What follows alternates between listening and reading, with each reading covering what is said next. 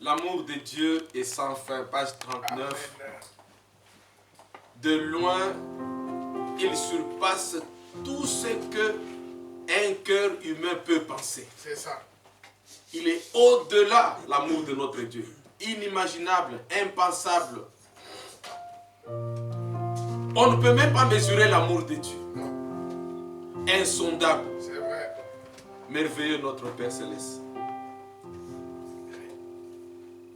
Page 39.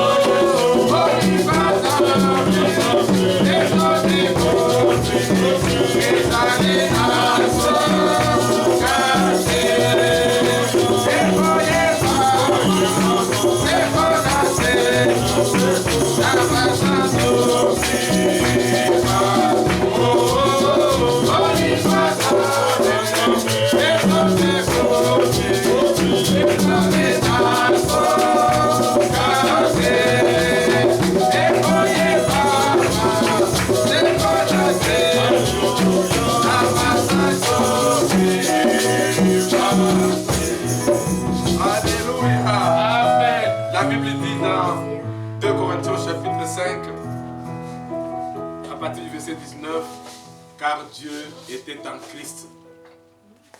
Dieu était en Christ pour se réconcilier avec les hommes. Amen. Vous vous rendez compte? C'est l'homme qui a péché. C'est l'homme qui a désobéi. Et l'homme n'a même pas cherché Dieu. Et Dieu dit, ce n'est pas grave. Même si tu ne me cherches pas, mais moi je viens vers toi. Amen. Il dit, Dieu était en Christ pour se réconcilier avec les hommes, en n'imputant point aux hommes leurs offenses. Amen. Parce que s'il fallait qu'il compte nos fautes, Dieu n'aurait pardonné personne. C'est vrai. Dieu n'aurait aimé personne. Il a placé son amour devant. Que tu sois le plus grand pécheur ou le plus petit de tous les pécheurs, Dieu t'a aimé. Dieu t'aime. Dieu t'aimera toujours. Voilà pourquoi chaque jour, il te tend la main. Il veut te sauver. Il t'aime. Il t'a lancé une invitation. Parce que tu es citoyen du ciel. Il t'a montré le chemin à suivre. Si tu as retrouvé ce chemin, c'est Jérémie 6 qui le dit, alors marche-y. Amen. Ne te détourne ni à gauche ni à droite. N'imite pas les autres. Toi, tu es un citoyen du ciel. Que le Seigneur vous bénisse richement. Je voudrais commencer par un petit témoignage. À Kinshasa, nous nous sommes retrouvés avec un ami qui est aussi pasteur, c'est Frère Ngeleka, Patrice. Nous étions avec lui chez ma mère. Et le véhicule qui nous avait transportés, nous sommes arrivés là où était maman, et le frère a fait tomber, bon, on peut appeler ça portefeuille, non, ce n'était pas un portefeuille, c'est parce que c'était juste son passeport, son ancien passeport, dans lequel il y avait sa carte d'électeur. Vous savez, c'est la seule pièce d'identité qu'on a au Congo aujourd'hui. Sa carte d'électeur et sa carte bancaire. Lui, il est rentré. Quand il est rentré, il est arrivé, parce qu'il était pressé, il allait prêcher ce jour-là. Il est rentré chez lui à l'église. Il a constaté qu'il a perdu ses pièces d'identité, il a perdu sa carte bancaire, son ancien passeport, tout ça. Il a donné une requête à l'église. Il ne m'a même pas appelé pour savoir, mais est-ce que je n'aurais pas fait tomber par hasard chez vous là mes pièces d'identité? Non, il a donné une requête à l'église. Ils ont prié à l'église. Au même moment, je pense que c'était pratiquement au même moment, je vois un monsieur qui vient vers moi. Vous savez, chez nous, toute personne qui prêche ou on appelle tout le monde pasteur. Je vois quelqu'un qui vient, qui était dans le même véhicule avec nous. Il vient vers moi, il me dit, est-ce que ce n'est pas le pasteur, ces histoires n'appartiennent pas au pasteur avec qui on a pris le véhicule tout à l'heure? Je dis, montre-moi un peu. Effectivement, j'ouvre, je vois le visage, le passeport, je vois sa carte bancaire. Je dis, oui, c'est lui. Bon, comme tout, amicalement, vraiment, il faut qu'il paye cher. Je dis, pas de souci. L'essentiel, vous avez retrouvé ses pièces d'identité. Tout de suite, je prends le téléphone et j'appelle mon frère, Patrice. Je lui dis, on vient de me remettre ton passeport, ton ancien passeport et ta carte bancaire, ta carte d'électeur. Il dit, frère, nous venons de terminer le culte là, à l'instant même. L'église a prié pour ça. Vraiment. L'église a prié pour ça. Juste pour vous dire qu'à chaque fois quand nous prions, faisons confiance au Seigneur. Amen. Le Seigneur entend nos prières. Il entend.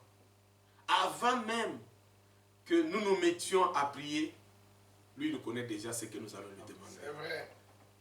La Bible dit qu'il est omnipotent, il est omniscient, il est omniprésent. C'est vrai. Faisons-lui vraiment entièrement confiance. L'appel qu'il nous lance ce soir, comme nous l'avons vu dans le mercredi, donc j'allais dire dans la semaine, donc c'est cette semaine, nous l'avons vu. Que tous ceux qui sont nés en Dieu, ceux qui sont nés en Dieu ne sont pas nés de la volonté de l'homme. Non. C'est ça. Nous tous ici, nous sommes nés de la volonté d'un homme. C'est la loi de la nature.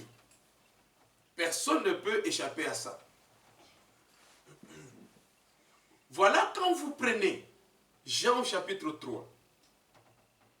Vous connaissez l'entretien entre le Seigneur Jésus-Christ et Nicodème, l'homme de la loi, spécialiste de la Torah, docteur de la loi. Le Seigneur lui parle de la nouvelle naissance. Lui, il s'imagine toujours l'ancienne naissance, la naissance naturelle. Nous avons lu 1 Corinthiens au chapitre 2. Vous vous rappellerez. Au verset 13. Et nous en parlons, non avec des discours qu'enseigne la sagesse humaine, mais avec ceux qu'enseigne l'Esprit, employant un langage spirituel pour les choses spirituelles. Amen. Les choses terrestres ont leur langage. Les choses spirituelles ont leur langage. Et au verset 14, mais l'homme naturel n'accepte pas les choses de l'Esprit de Dieu, car elles sont une folie pour lui. C'est ça. Tout comme aussi, ça c'est moi qui ajoute, tout comme aussi l'homme spirituel n'accepte pas aussi les choses de la chair, car elles sont une folie aussi pour lui. C'est ça. À chacun sa folie. Les autres considèrent que les choses de Dieu sont une folie. Les enfants de Dieu considèrent aussi que les choses du monde sont une folie. C'est pour cela dans Galates au chapitre 5, la Bible dit les deux sont opposés. C'est vrai. Pour que vous ne fassiez pas ce que vous voudriez. Ces deux-là sont opposés. Mais l'homme naturel n'accepte pas les choses de l'Esprit de Dieu, car elles sont une folie pour lui. Et il ne peut les connaître parce que c'est spirituellement qu'on en juge. Amen. Revenons un tout petit peu sur Jean chapitre 3. Cet entretien de Nicodème. Cet homme de Dieu, Nicodème, spécialiste de la Torah, de la loi, enseignant, lui-même docteur de la loi, le Seigneur lui dit, au verset 3, Jésus lui répondit, en vérité, je te le dis. Si un homme n'est né de nouveau, il ne peut voir le royaume de Dieu. Nicodème lui dit, comment un homme peut-il naître quand il est vieux? Peut-il rentrer dans le sein de sa mère et naître? Jésus lui répondit, en vérité, je te le dis, si un homme ne naît d'eau et d'esprit, il ne peut entrer dans le royaume de Dieu. Amen. Ce qui est né de la chair est chair. C'est ça. Et ce qui est né de l'esprit est esprit. Amen. Les deux ne sont pas ensemble. Les deux ne se confondent. Il n'y a pas de confusion. Entre la chair et l'esprit, il n'y a pas de confusion. Ne t'étonne pas que je t'ai dit, il faut que vous naissiez de nouveau. Le vent souffle où il veut et tu en entends le bruit. Mais tu ne sais d'où il vient, ni où il va. Il en est ainsi de tout homme qui est né de l'esprit. Amen. Nicodème lui dit, mais comment cela peut-il se faire? Jésus lui répondit, tu es le docteur d'Israël et tu ne sais pas ces choses. Dans Jean au chapitre 1er, nous avons considéré ça le mercredi.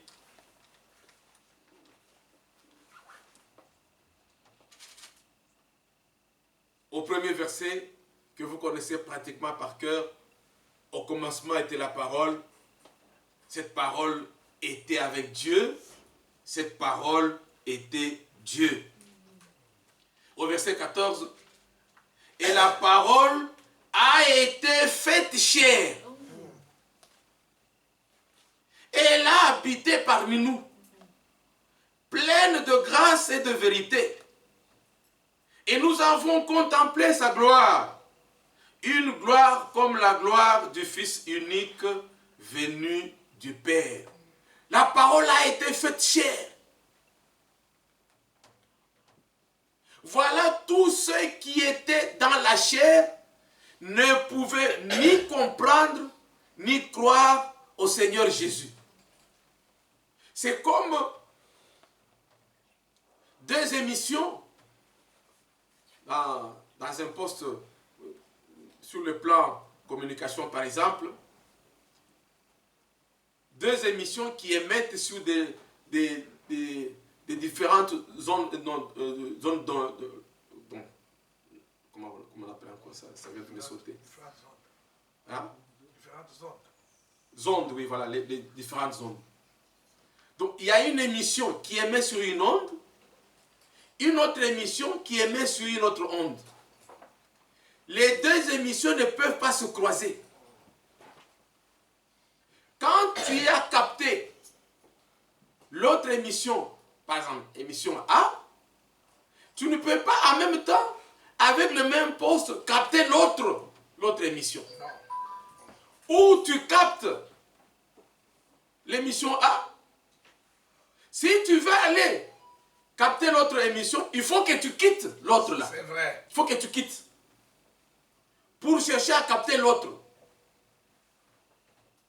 Tu ne peux pas avoir les deux au même moment. C'est ce que le Seigneur est en train d'expliquer ici.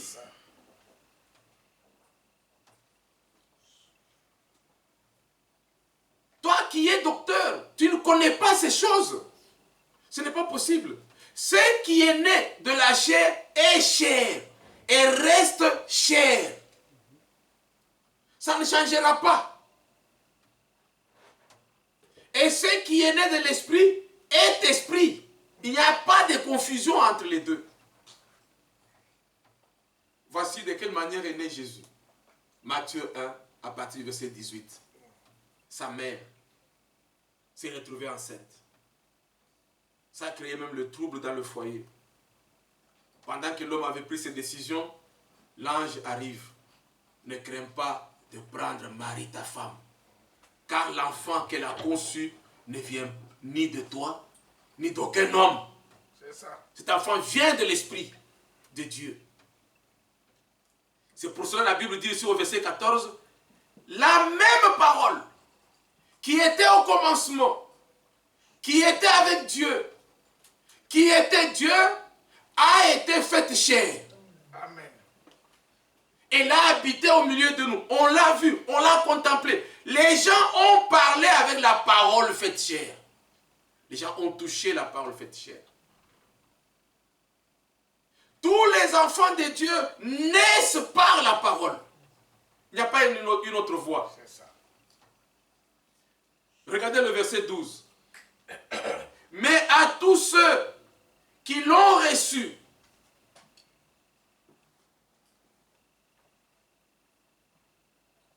Et à ceux qui croient en son nom, cette parole, qui est une lumière, elle a donné le pouvoir de devenir enfants de Dieu. Oui. La Bible dit, lesquels sont nés, non du sang, ni de la volonté de la chair, ni de la volonté de l'homme, mais de la volonté de Dieu. Amen.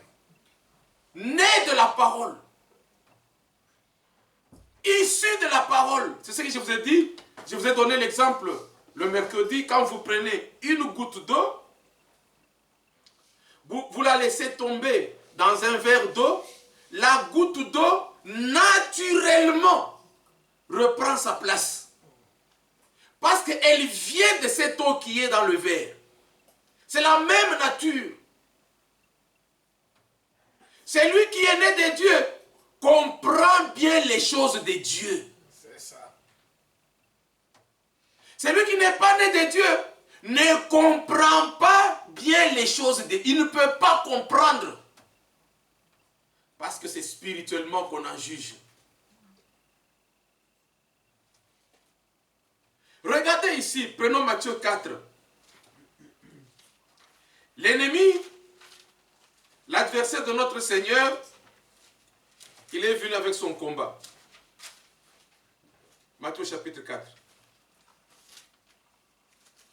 Nous lisons à partir du premier verset. Alors Jésus fut amené par l'Esprit dans le désert pour être tenté par le diable. Après avoir jeûné 40 jours et 40 nuits, il eut faim. Le tentateur, s'étant approché, lui dit, « Si tu es fils de Dieu, ordonne que ces pierres deviennent des pains. » Parce que tu as faim. Je sais que tu as faim. Tu as jeûné 40 jours, 40 nuits. Donc dans ton ventre, il n'y a rien. Il est écrit que si tu es fils de Dieu, ordonne que ces pierres deviennent des pains pour que tu manges. Jésus lui répondit au verset 4. Il est écrit, l'homme ne vivra pas de pain seulement, Amen. mais de toute parole qui sort de la bouche de Dieu. Amen. Regardez maintenant, bien-aimés frères et sœurs. De quel homme parle-t-on ici? Le diable parle d'un homme. Jésus parle aussi d'un homme. Il ne s'agit pas de deux hommes. Ces deux hommes ne sont pas identiques. L'un parle d'un homme, l'autre parle d'un autre homme. Parce que lui, il est dans la chair. Il parle des choses de la chair. Il invite le Seigneur à créer, à transformer les pierres en pain pour qu'il nourrisse la chair. C'est ça. Le diable parle de la chair. Parce que lui, il est lié à la chair. Quand il vient tenter les gens, il vient tenter les gens dans la chair. Quand il te fait miroiter les choses de la chair. C'est vrai. Il ne t'amène pas les choses spirituelles. Non. Regarde, l'autre a une belle voiture. Et toi, tu commences à rougir. Mais pourquoi le Seigneur a donné seulement à l'autre une belle voiture? Pourquoi moi, je n'ai pas une belle voiture? Donc, il t'amène toujours les choses charnelles. Les choses de la terre. Mais par contre, le Seigneur ne parlait pas du même homme. Je vous ai dit tout à l'heure. On aimait sur des ondes différentes. Le Seigneur ne parlait pas du même homme. Le Seigneur était dans les sphères spirituelles. C'est ça. Il était dans le domaine spirituel. Le Seigneur n'était pas dans la chair. Il dit, mais l'homme ne vivra pas seulement de pain, mais de toute parole qui sort de la bouche de Dieu. Lui, il parlait de l'homme intérieur, de l'homme spirituel, qui a une nourriture spirituelle, qui vit aux dépens d'une nourriture spirituelle. Le foufou, la viande, tout ça qu'on sort. Cette nourriture-là ne t'amènera pas au ciel. Nous l'avons dit mercredi. Cette nourriture, tu peux la manger aujourd'hui, même la nourriture la plus chère du monde. Tu rentres dans un plus grand restaurant du monde, le plus cher du monde, tu manges. Quelque temps après, il ne reste rien. Rien. Il ne reste rien. C'est cette nourriture-là dont parle le diable. Mais Jésus ne parle pas de cette nourriture-là. Parce que tu peux détruire le corps, mais ne détruis pas ton âme. C'est ça. Ton âme a besoin de la parole de Dieu. Notre âme, sa nourriture, c'est la parole de Dieu. C'est ça. Si nous venons ici, nous ne venons pas nourrir notre corps, nous ne venons pas nourrir notre chair. Nous venons nourrir notre âme. Amen. Parce que la chair vient de la poussière. La chair retournera à la poussière.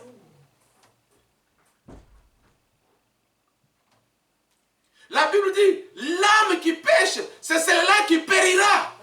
Amen.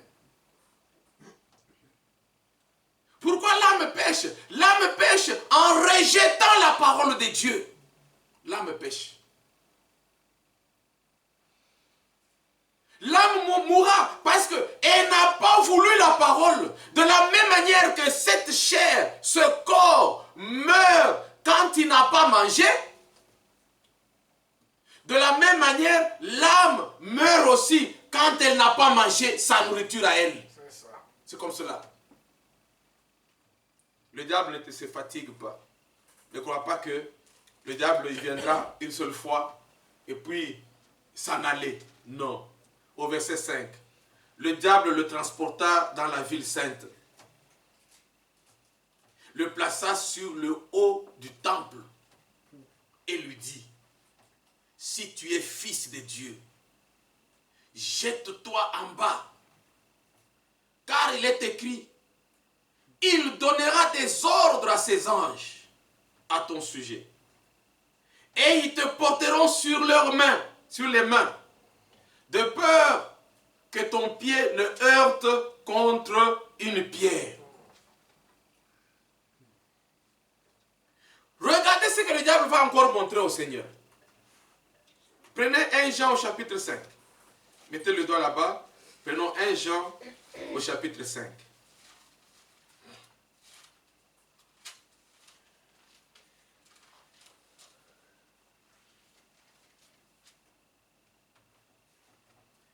Prenez le verset 19. 1 Jean au chapitre 5, le verset 19. Nous savons que nous sommes des dieux et que le monde entier est sous la puissance du malin. Amen. Nous savons que nous sommes des dieux et que le monde entier est sous la puissance du malin. Toute la terre est sous la domination du malin. C'est pour cela le diable va transporter le Seigneur sur une haute montagne. Et il le fera voir ses royaumes à lui, qu'il dirige, sur lesquels il règne. Il lui dit, t'as vu ça? Tout ça c'est à moi. Qu'est-ce qu'il faut faire? Jette-toi. Parce qu'il est écrit que quand tu vas te jeter, Dieu enverra les anges comme une sorte de parachute. Hein? Toi, tu sautes et Dieu envoie des parachutes. Tu t'accroches à ça et tu descends paisiblement sur la terre sans avoir mal aux pieds, sans te casser un membre du corps. Jésus a poursuivi aussi, il a dit, bon, au verset 7, Jésus lui dit, il est aussi écrit, tu ne tenteras point le Seigneur ton Dieu. Amen. J'ai interféré un peu les deux versets. Le verset 8, j'ai beaucoup plus parlé du verset 8 que du verset 5. Le diable le transporta encore sur une haute montagne, lui montra tout le royaume du monde et leur gloire, et lui dit, je te donnerai toutes ces choses si tu te prosternes et m'adores. Il lui a fait miroiter tous les royaumes du monde entier. Les États-Unis, la France, le Gabon, le Congo, le Tchad, le Japon, la Roumanie, le Sénégal, tous ces royaumes du monde entier. Il dit, voilà, ça, c'est à moi. Maintenant, toi, viens m'adorer. Comme ça, je vais te donner une partie. Viens m'adorer. Or, le diable sait très bien. Et le Seigneur sait très bien. Dans la loi de Dieu, tu n'adoreras que Dieu seul. Amen. Un enfant de Dieu, il y a des phrases que les païens prononcent qu'un enfant de Dieu ne peut pas prononcer. J'adore la semoule. Non. Comment tu adores la semoule? Tu aimes la semoule, oui, mais pas adorer.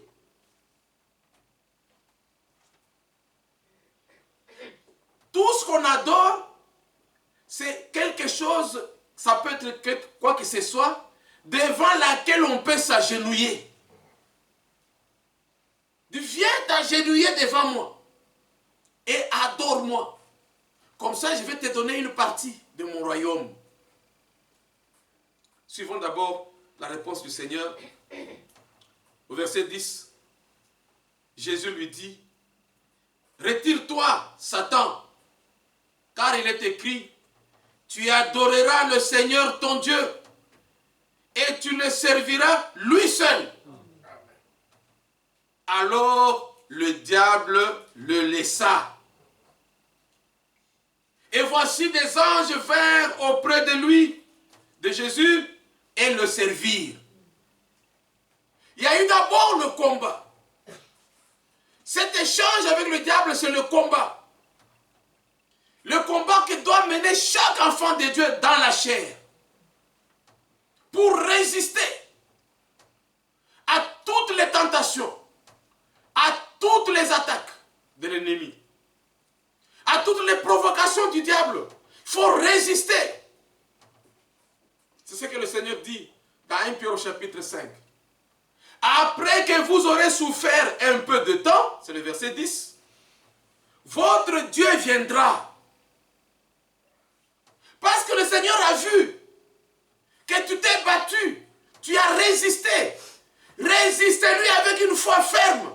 Amen. Et il fuira loin de vous. C'est écrit. 1 Pierre au chapitre 5. Ne succombez pas pour un petit rien. Tu vas ta foi pour un petit rien. Comme Ésaü. Hein? Vous connaissez l'histoire, non? Genèse 25. Prenons Genèse 25.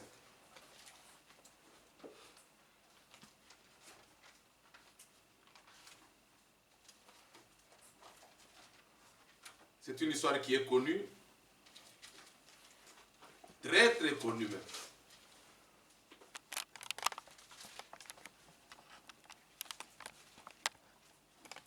Nous lisons à partir du verset 27.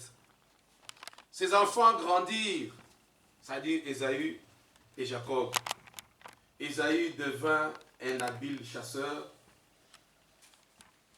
un homme des champs, mais Jacob fut un homme tranquille qui restaient sous les tentes. Isaac aimait Ésaü parce qu'il mangeait du gibier. Et Rebecca aimait Jacob. Comme Jacob faisait cuire un potage, Ésaü revint des champs accablé de fatigue. Ajoutez aussi, et de faim. Il revient de son travail accablé de fatigue et de faim. Et Ésaü dit à Jacob, laisse-moi, je te prie, manger de ce roux-là, car je suis fatigué. C'est pour cela qu'on a donné à Ésaü le nom d'Édom. Azape na Kombo Msous.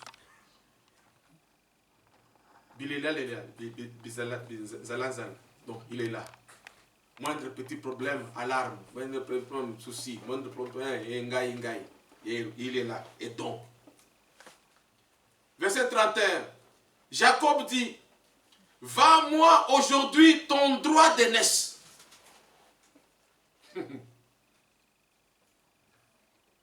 Jacob, vous vous rappelez bien, dernièrement, on a eu une prédication là-dessus, Frère Jean-Marie, il explique bien les choses. Jacob, lui, connaissait l'utilité, l'importance de la vie éternelle, l'importance du droit d'aînesse. Lui, il savait, quand tu as ce droit d'aînesse, tu iras vers Dieu. Mais quand tu as le plat d'haricots, tu n'iras pas avec ce plat d'haricots vers Dieu. Jacob, lui, il était conscient. Il savait ce qu'il cherchait. Ce n'était pas quelqu'un qui tâtonnait. Il dit, oui, moi, toi, tu es attaché à la chair. Tu cherches les choses de la chair. Moi, j'en ai. Je vais te les donner. Mais en échange, donne-moi le droit d'aînesse que tu as. Suivez. Ésaü répondit au verset 32. Voici, je m'en vais mourir. Je vous ai dit, ajoutez la faim. Il était fatigué et affamé. Il dit, voici, je m'en vais mourir. La Bible dit, l'homme ne vivra pas de pain seulement, mais de toute parole qui sort de la bouche de l'Éternel. Lui, il est dans la chair. Il dit, voici, je m'en vais mourir. À quoi me sert ce droit d'aînesse? À quoi me sert-il? Pourquoi je vais mourir? Pourquoi ma chair va mourir? Alors qu'il y a une possibilité de sauver ma chair. J'ai une possibilité de sauver ma chair. Donc je n'ai rien à faire avec la vie éternelle. Je n'ai rien à faire avec le droit d'aînesse. Je n'ai rien à faire avec la parole de Dieu. Moi, c'est ce qui nourrit la chair qui m'intéresse. Rappelez-vous ce que le Seigneur avait dit. Jean au chapitre 6, verset 27. Travaillez, non pas pour la nourriture qui périt, mais pour celle qui subsiste jusque dans l'éternité. Parce que la parole de Dieu est éternelle. Amen. Toute chose passera. Mais la parole de Dieu ne passera pas. Elle est éternelle. Elle était au commencement. Elle sera à la fin. Elle était dans l'éternité. Toujours la même. Elle ne change pas. Elle a juste changé de position. Dieu a quitté l'éternité. Dieu est entré dans le temps. C'est pour ça que la Bible dit, au commencement était la parole. Cette parole était avec Dieu. Elle était Dieu. Et la création a commencé sur base de la parole de Dieu. Dieu est entré dans le temps. Mais il demeure éternel. Il dit, voici, je m'en vais mourir. Jésus pouvait aussi dire, ah, j'ai faim. Attends que je puisse demander au Père qu'il change ses pains. C'est pierre en pain. Il fallait que le Seigneur obéisse au diable. Il fallait qu'il obéisse. Que le diable conduise sa vie. Fais ça, tu fais. Fais ça, tu fais. Fais ça, tu fais. Non, il faut résister. Il dit, à quoi me servirait le droit d'aînesse? Et Jacob dit, jure-le-moi d'abord. Il le lui jura. Et il vendit son droit d'aînesse à Jacob. Alors Jacob donna à Ésaü du pain et du potage de lentilles. Madesu. C'est pour cela, vous voyez, les Madesu se mangent toujours avec du pain. Ça ne date pas d'aujourd'hui. C'est vrai. Moi, j'aime bien Madesu avec bien sucré jusqu'aux oreilles avec du pain. C'est trop bon. Donc, Ésaü avait raison. Ésaü avait raison. Parmi les meilleurs plats au monde, c'est l'haricot. Sucré. Pas pimenté, sucré. Avec du pain. Il y en a qui mettent même les bananes au-dessus. Ils mangent le plat d'haricot. L'autre il dit, ça ne m'intéresse pas. Prends ça, prends ça. Prends ça. Moi, je m'en fous. Moi, l'essentiel, zoto nanga et bik. La Bible dit au verset 33, il le lui jura et il vendit son droit d'aînesse. Alors Jacob donna à Ésaü du pain et du potage de lentilles. Il mangea et but, puis se leva et s'en alla. C'est ainsi qu'Ésaü méprisa le droit d'aînesse. Amen. Amen. Ah oui. Non seulement, il a vendu parce que méprisé. Mais comment toi tu es né de Dieu, tu es né en Dieu, tu méprises la parole de Dieu? Ça ne peut pas exister, non. Amen. Un enfant de Dieu ne peut pas mépriser la parole de Dieu. Non.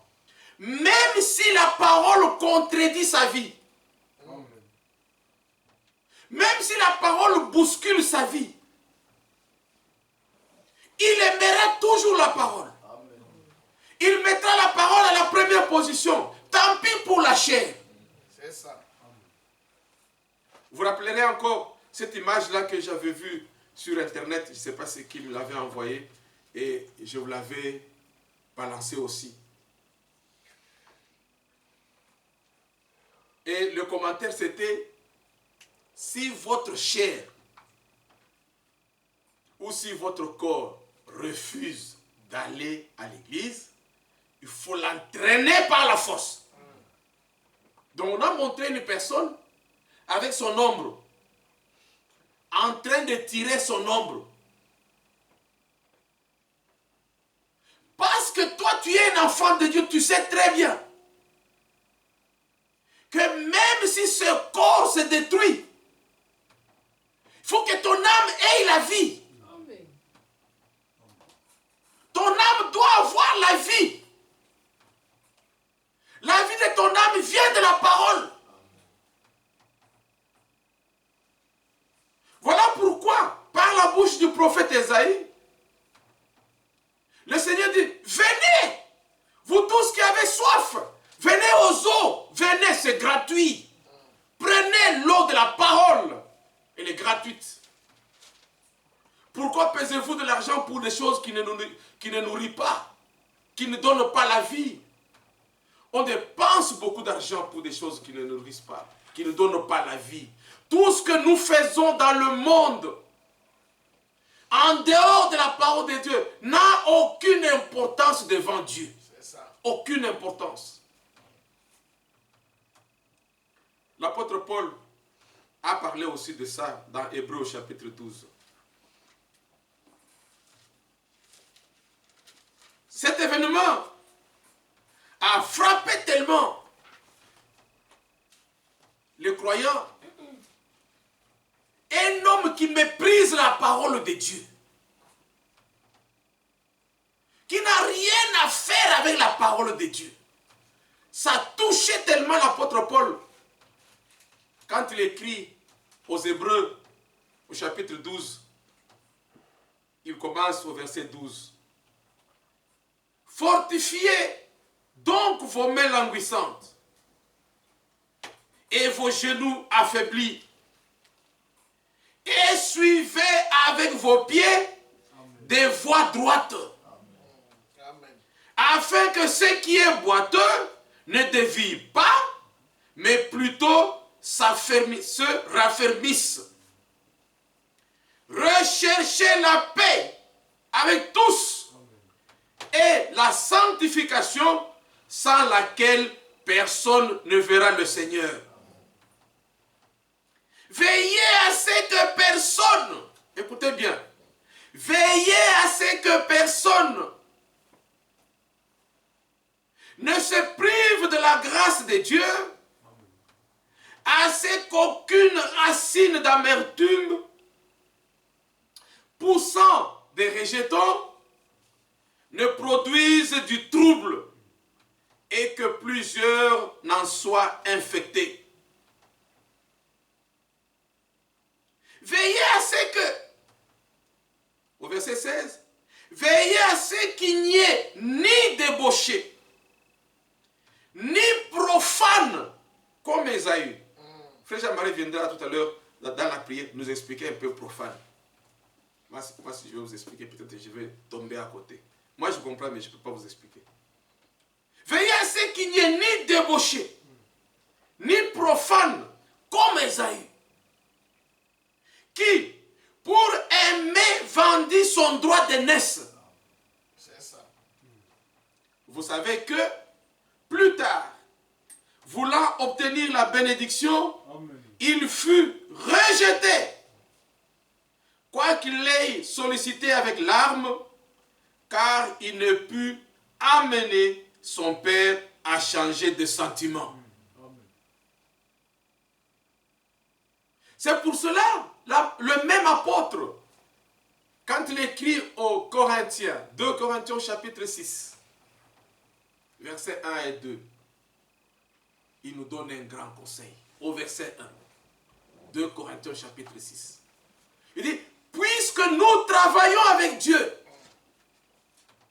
nous vous exhortons, frères et sœurs, à ne pas prendre la grâce de Dieu en vain. Amen.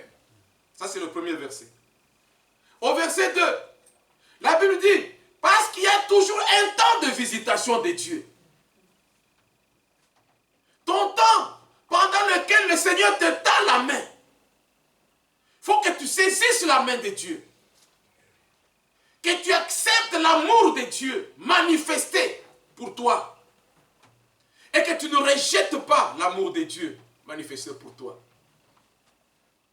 Parce que le Seigneur ne restera pas éternellement devant toi en te tendant la main. Tu es une créature, tu es dans le temps. Donc la grâce a aussi le temps. Elle a eu un début, tout comme elle aura aussi une fin. Il dit, ne la traînez pas dans la boue.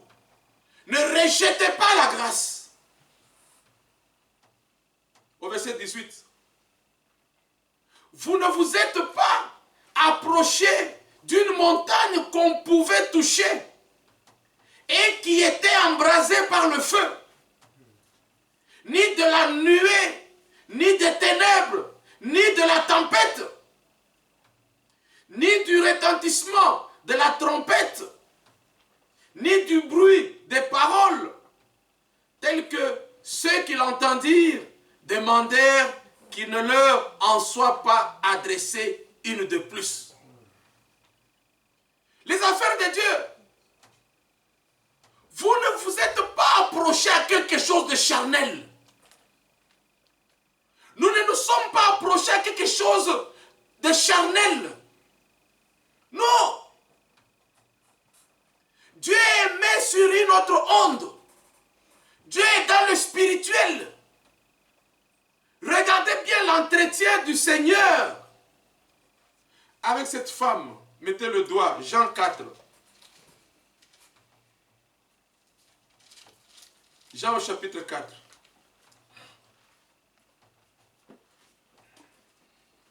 À partir du verset 22.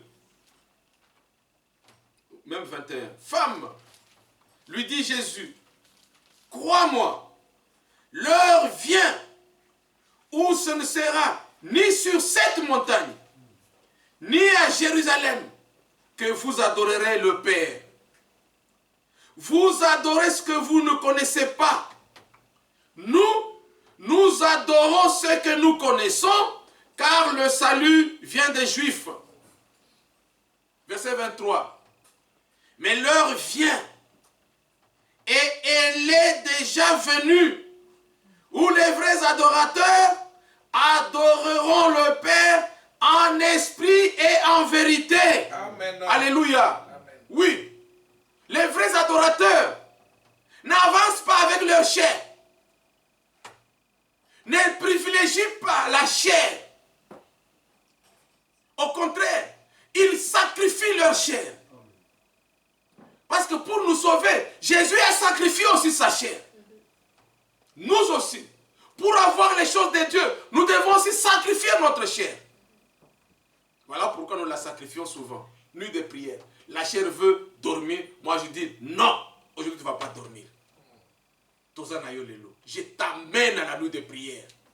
Je t'amène à la nuit. Aujourd'hui tu vas veiller au commun à l'élo. Voilà un chrétien. Il dit Dieu est esprit. Et il faut que ceux qui l'adorent, l'adorent en esprit et en vérité. Amen. Si tu viens dans la dimension charnelle, tu ne comprendras pas les choses de Dieu.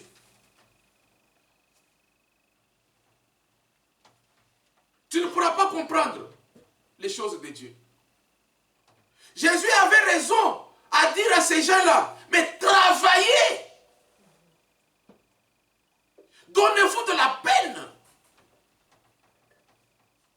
pour ce qui est éternel, pour ce qui vous rapproche de Dieu.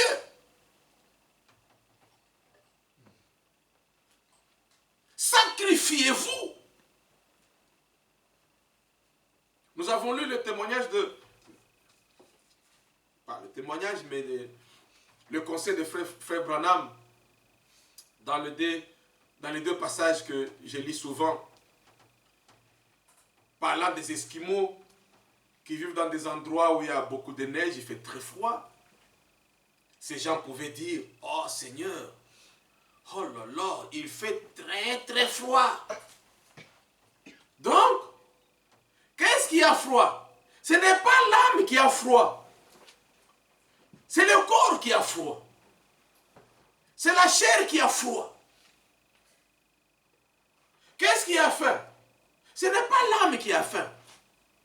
C'est la chair qui a faim.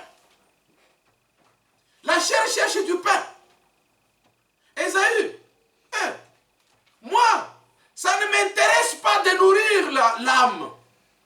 Que mon âme meure, ce n'est pas un problème. D'ailleurs, ça ne me dit absolument rien. Moi, je vais sauver ma chair. C'est lui qui sauvera sa vie, qui gardera sa vie, la perdra certainement. Mais celui qui sacrifiera sa vie de la terre pour accepter la vie éternelle, Dieu le lui rendra. Dieu s'en souviendra. C'est vrai. Il s'en souviendra. Ésaü, il a fait quoi? Il a dit non, non, moi, ça ne m'intéresse pas. Prends tes histoires là-bas, mange. Fais de ça ce que tu veux.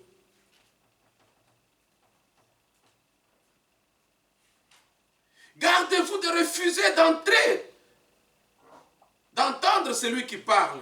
Je suis toujours dans Hébreux chapitre 12. Vous pouvez lire tous les chapitres. Nous avons parlé d'Ésaü, disons. Et nous étions au verset 18, on a lu le verset 18, le verset 19.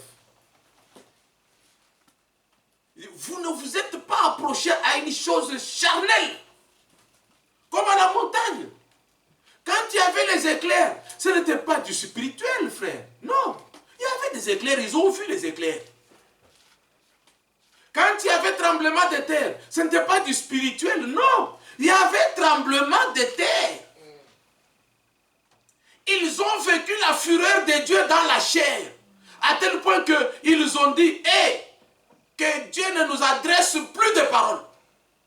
Parce qu'on a vu comment lui, il adresse la parole. Et l'apôtre continue au verset 22.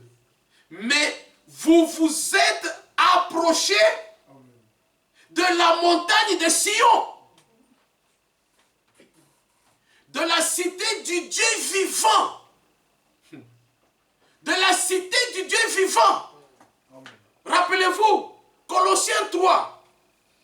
Étant ressuscité avec Christ, Dieu a transporté nos vies au ciel.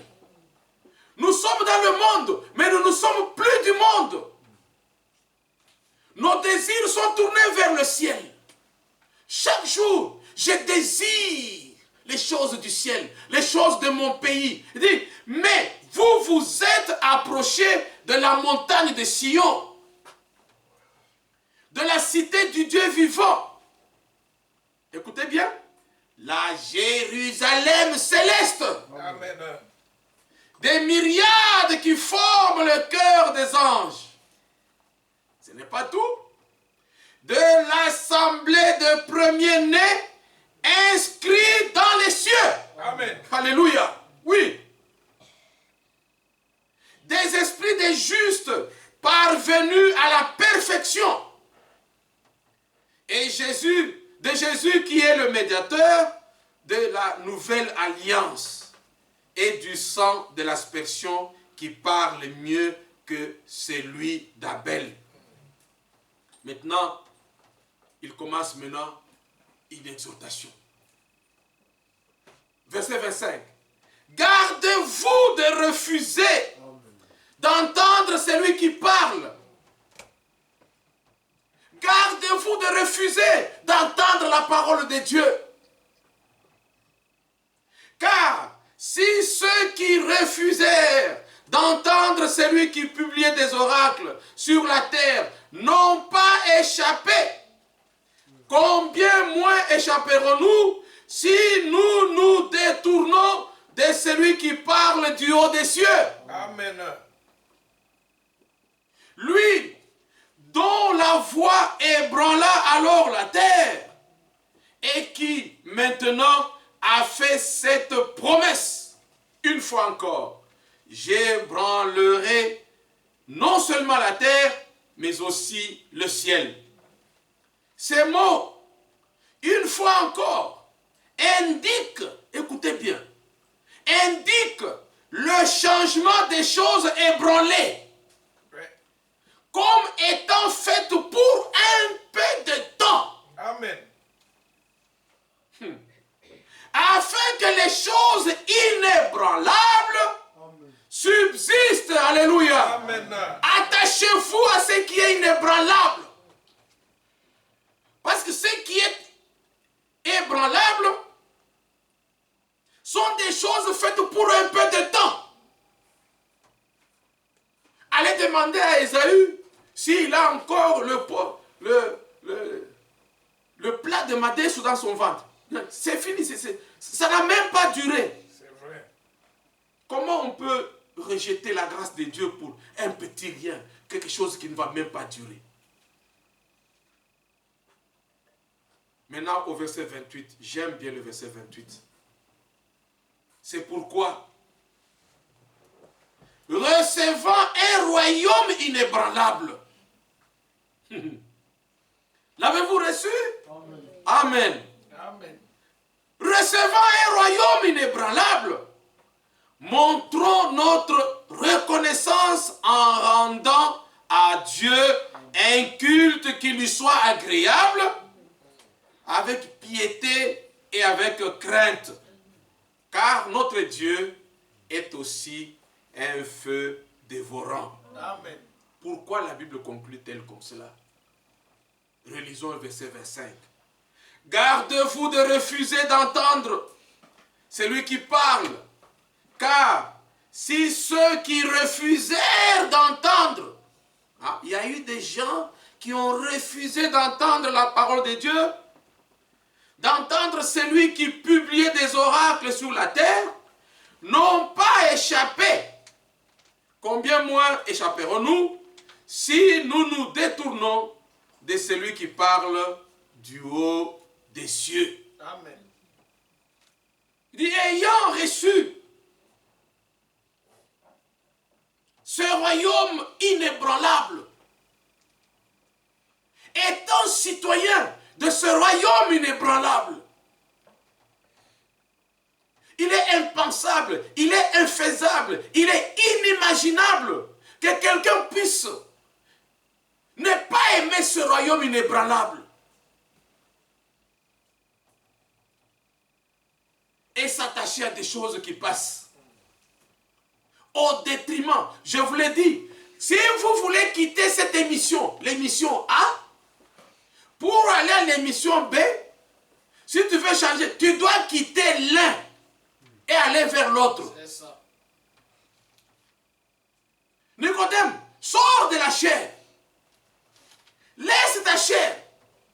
Les vrais adorateurs adorent Dieu en esprit et en vérité.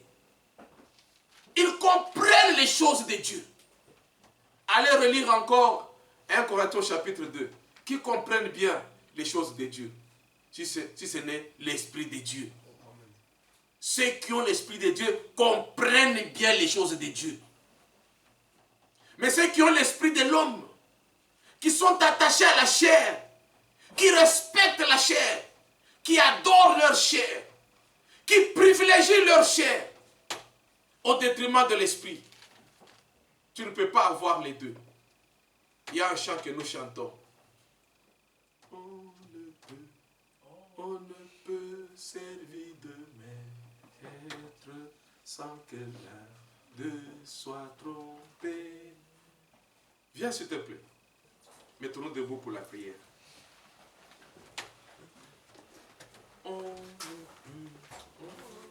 peut servir de maître sans que l'un de soit trompé. Un jour, il faut bien l'admettre. Page 59. Un jour, il faut décider.